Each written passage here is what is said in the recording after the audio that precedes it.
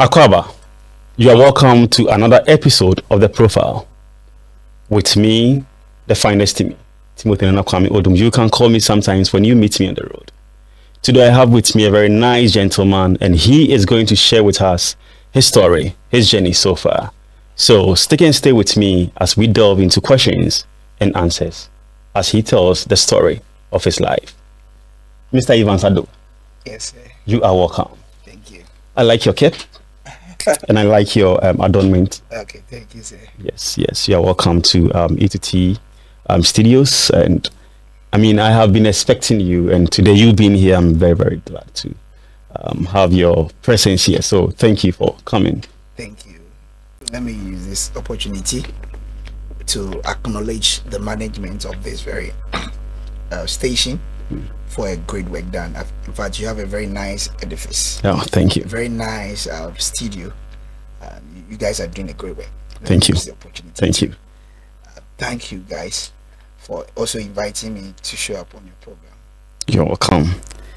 Yes. So, Mr. Ado, I dove into your profile a bit just to know what you are into, and I got to know that you happen to be someone who is into communications, right? Yes. Wow, that is brilliant. And you also have your, you are a degree holder, yes, and you are pursuing your master's. Yes. Tell me how that has been so far. Okay, so I'm an MC by profession, and aside the MCing, I'm a professional banker. So I do two stuffs at a go. Okay. And so mostly what has helped me a lot is the MCing works mostly come on weekends. So Monday to Friday for the office business, and so Saturday, Sunday are for MCing. And so I started the MCing not too long ago, let me say 3-4 years.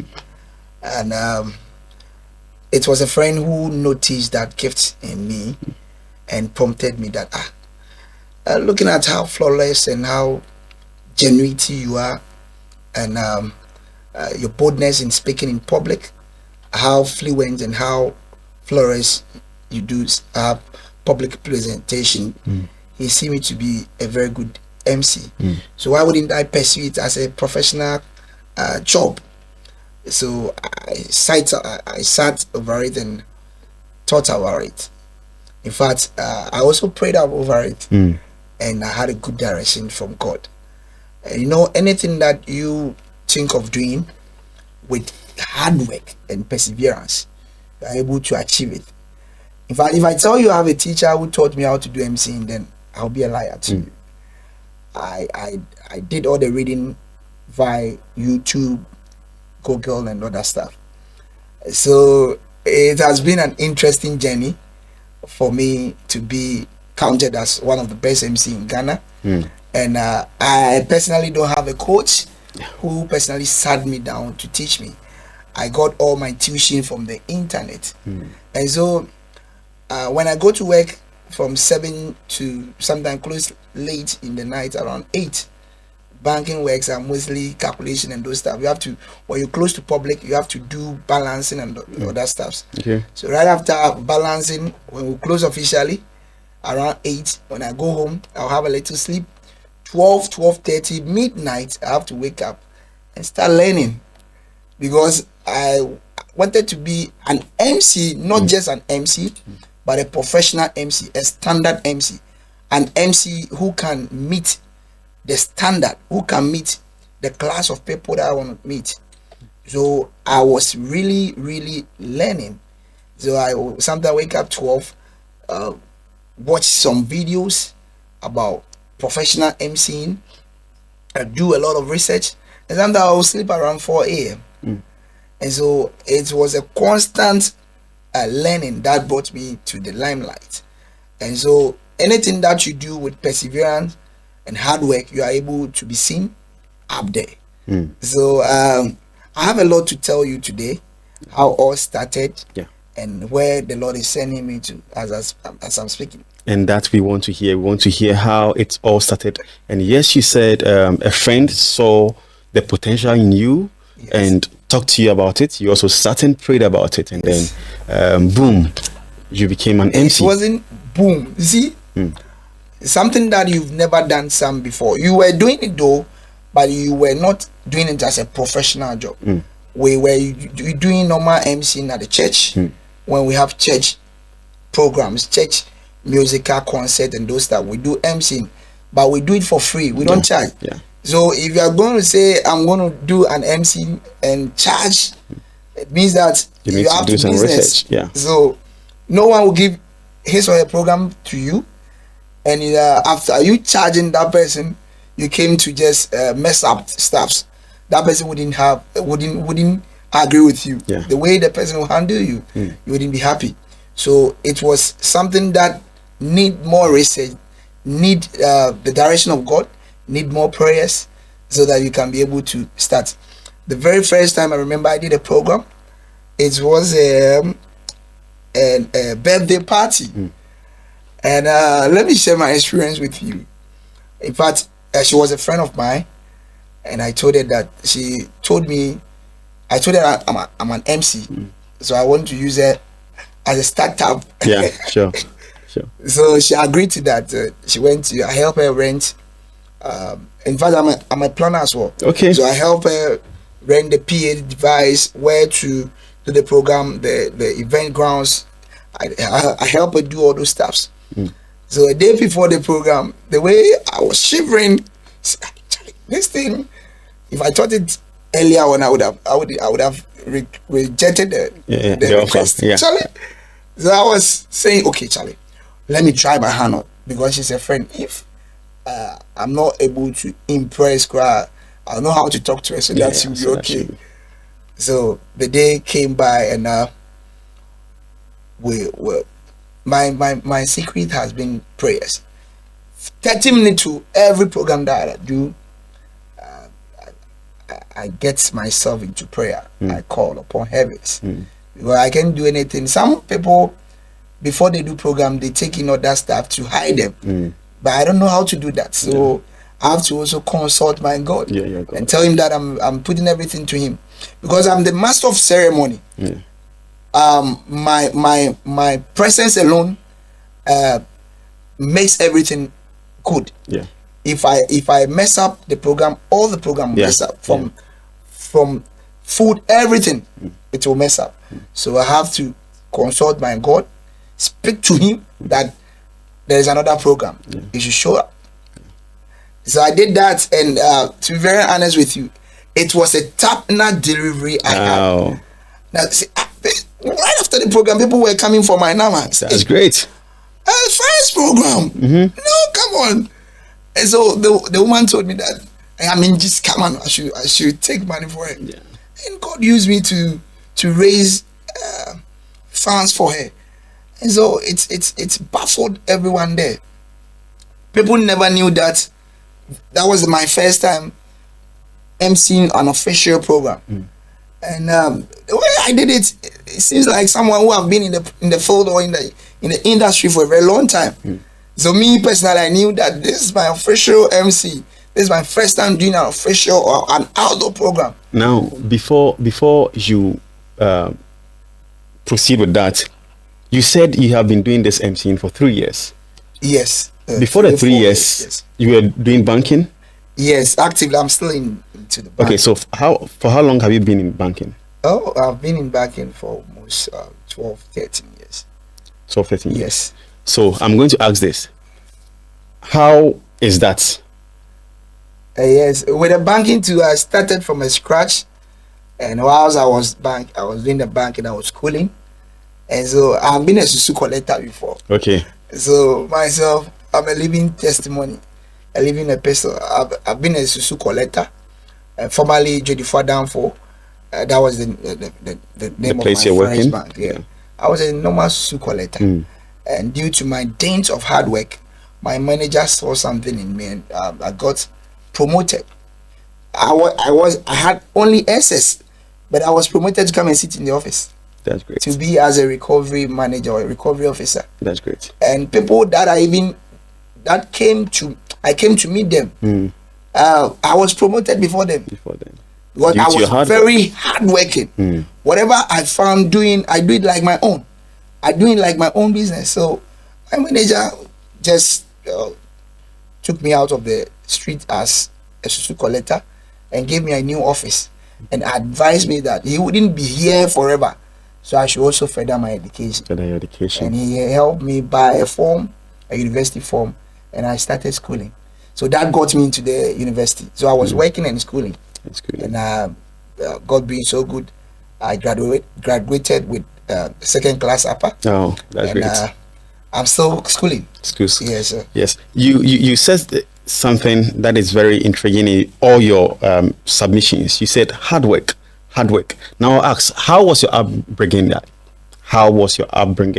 Were you someone who had some difficulties that had to make you delve into the ideas of knowing hard work is what will settle you in? Well, I had a good morals from my parents, and so I was raised by my parents. And when I was in class 6, my parents have to move me because there was a change of school, so I have to go to. My father is a professional teacher, a government teacher, so I was going to the public school. So when I got to class 6, I have to move to the private school. So that got me out of their hands. And God being so good, the man who I went to stay with was a very hardworking teacher as well. And I got a good morals from him that has shaped my life to this time. And when I say hard work, it is the way you are being raised from the onset, how you are being nurtured, how the morals you got when you were young, when you were coming up. That's made me who I am today. So if I'm saying hard work, it is from how I was raised, had good morals, and that has made me who I am today. I'm not troubled by any situation that come to me, but what I look up to the solutions, and I look up to how to overcome those situations. And whatever work I found doing, what I want to achieve is the success. All my work that I've done, all the offices that I've worked, in fact, you cannot call the first 2 best staff and you not mention my name. That's great. I've worked at one of the well-known credit institutions in Ghana, and I was the best staff of the year, best staff of the quarter, best staff of the month. I got all this stuff by hard work. True determination and hard whatever work. I found doing, I take it as my own. I go extra mile. So if you are expecting a loan portfolio of 1 million Ghana cedis from me, I have to double it, like 2 million Ghana cedis. And they're not just a double, a quality loan portfolio. So every employee or every employer would love to work with such people. So the way I find myself working, when I'm living there, it creates a vacuum. Sometimes I'll officially resign and they will be calling me back, come and work again. We are giving you a bigger offer, come. Then it means you've worked with so many institutions. Well, I think 3 for now. 3 for now. Yes. So for the past 13 years or so, you've been with 3. Yes. That means you work for an extensive that's period. how I do my stuff. Even the one I left before, where I am, I worked there almost 5 years. Yes. You've been at your current position for 5 years. Yes. No, I had series of promotion. My second bank, I was credit officer, and later promoted to be the head of credit. So anywhere I go, I get promotion. That is great, and that is still the grace of God, as well as hard work and determination. Yes, but to be very honest with you, I love emceeing so much that it's worth paying. Yeah, I was going to ask you, because someone who works in the bank, you would definitely be seeing money. You see money. The monies are not for you. Those monies are. So for you to still instill yourself into being an MC, is it that the MCing is paying more than the banking aspects? To be very honest with you, You see, to be very honest with you, you see, the banking is a monthly paid job. You work from Monday to Friday, 7, sometimes close 8, 6. The least time you close is around 6 p.m. So 7 to 8, Monday to Friday. Sometimes you even come to work on weekends or on holidays. Yeah. And within the course of the month, something around below 5,000 will be given to you. Yeah. But to be honest, I'm telling you the reality on the ground. I can just they can just book me for a program for just 4 hours. Yeah. And that money, 5,000, I can get it within that 4 hours. You get it within that 4 hours. So it means the banking is not within that 4 hours. I can get up 5,000. So I love being an MC. You see, in Ghana here, when they say that someone is an MC, people doesn't place value on those people. But it's how you brand yourself and how you package yourself. It will meet the kind of people that you want MC that would want you to MC their program for you. To be very honest with you, I've MC'd programs in all the rich communities in Accra, precisely. I've been in East Legon, West Legon, Trasaco, Airport Residential. You can count off. Yeah. And when you are being called for a program there, it means that you are taking something. It means that you are taking something good. Yes, of course. You would go and to we have people in Kaswa who would take around 300 cities as MC. Yeah. And so it depends on how you brand yourself. How you brand yourself. Yeah. So MCing work or every work that you are doing, it is about how you package how that you position work, yourself, how you brand it. Let me give you a guess about any outfit that I show up on a program. I doesn't wear it again. You don't wear it again. You don't repeat. If I'm going to wear it, then it's not an official program. Yeah. Because I'm actively on social media. Okay. So you cannot wear the stuff and go for a program, and the next program you see me wearing the same stuff, you wouldn't take me serious. That means you are really investing a lot into this MCing. So it is part of all my charge. Yeah. It's part of it. As I'm speaking to you, you have to sew a traditional way. You have to look at around 600, 700. I cannot charge something around 1,000. I cannot charge around 1,000. No. You need to go higher. Yes. Times 3 or 4 or 5 of that. When I'm going, I have to fuel my car. Yeah. So if you've called me for a program at East Legon, I have to move from Kaswa to East Legon. Yeah. So let me say fuel is 400. I've sold an outfit of 700. It's close to 1,001. Yeah. You understand? Yeah, I get it. So you have to put all calculations together to be able to give a of course on your way you buy some water, you see something interesting you would want right to after maybe you do some posting, you have to boost it on social media. All our charges. Should I say that makes your family depend on you, as in a burden from the family being on you, because they know their uncle or their father or their son is taking this huge money every week? If not you, they don't know how much I charge for a program. But sometimes when you see the setting of the program, you know that Charlie with the Wajiska, that's true. But they wouldn't be able to ask me how much did I charge for the program. Of course they're not going to ask, they just but the setup for the occasion or the wedding reception, you will tell you how much. You see, some of the program, even their deco, the interior deco, they are set up, and the number, the people who are showing up will show you that the MC has taken a MC has really taken a bigger money. Of course, I am still talking with the man Evans Ado. So being an MC and a banker, I would say MC banker. Yes, right? Yes. So I'm speaking with the man MC banker, and he is sharing his story with me and with you. So we are still enjoying. So Mr. Ado. Yes, sir. You are still pursuing masters in communication. Yes. I would want to ask you some few questions regarding that. Okay. But let us go for a commercial break. And when we are back, we will delve into that. Thank you. Thank you.